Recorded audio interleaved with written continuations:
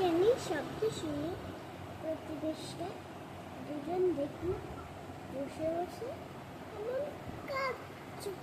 কেন বুড়িমা কাঁদবো না তো কি করবো জোরে রোজ এসে আমার সাধের পান্তা ভাত খেয়ে যাচ্ছে বলি কি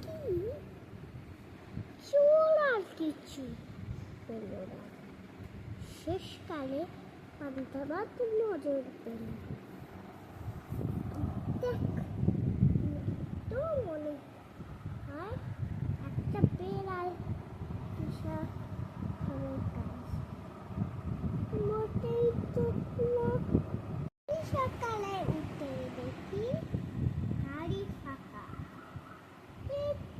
বেড়ালের কাজ হতে পারে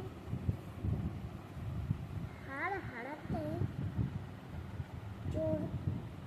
চোর আমি ওর সত্যি সত্যি দুষ্টি করে ছাড়বো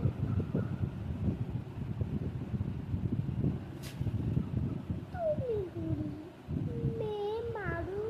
মেয়ে মানুষ ওই চোরের সঙ্গে তুমি কি বা করতে পারবে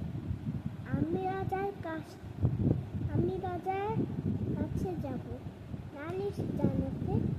তখন বুঝবে চুরি করার শাস্তি কি হতে পারে পরদিন পান্তাবুড়ি রাজবাড়ির উদ্দেশ্যে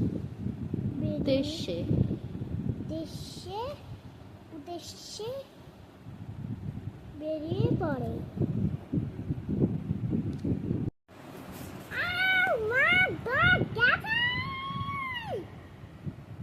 কি কাণ্ড বুড়ি এখানে অনুনের মধ্যে বেল দেখেছি আমার চোখটা গেল আর ওখানে নয় পালাই ওই দেখো মোর পাটা পড়তে গেল ইস বুড়োটা ওখানে এলো কোথা থেকে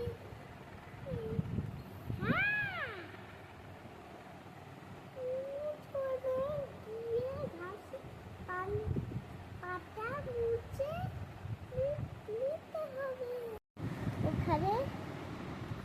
চোর আমার ঘরে চোর ঢুকেছে বাচ্চা পুরী চিন্তার শুনে প্রতিবেশীরা সবাই ছুটে আসছে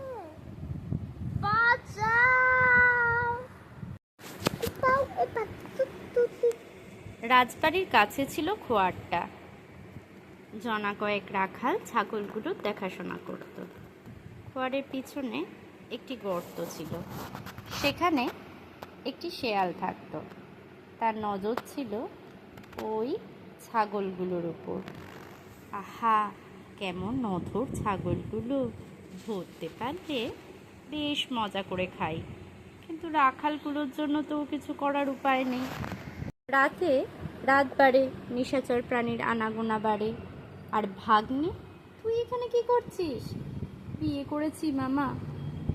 কোনে কোথায় লোকজন কোথায় কোনো তো রাজার মেয়ে লোকজন মেয়ে আনতে গেছে তা তুই এমন বাধা কেন আমি বিয়ে করতে চাইনি কি না তাই ওরা আমাকে বেঁধে রেখে গেছে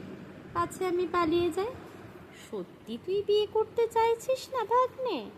সত্যি বলছি মামা বিয়ে করতে আমার একটু ইচ্ছা নেই তার মানে ওরা তোকে জোর করে বিয়ে দিতে চাইছে